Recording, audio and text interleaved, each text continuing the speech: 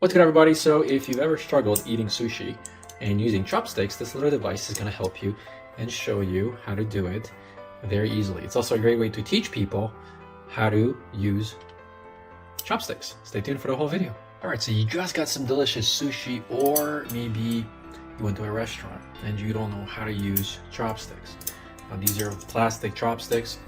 Of course, you get free ones. You go and you try and eat and you're fumbling, right? You don't know how to necessarily do it, so you give up, and then friends maybe make fun of you. So this is to the rescue. This is a very genius little device that lets you cheat and be a sushi eating master. All you do is you clip these in, and then you kind of adjust it as you want. You want it higher, and then you bring this down, and now you let go. It won't be like slipping out side to side. You just need to control this part. It's made of plastic, flexible plastic. So now you basically just have to do this.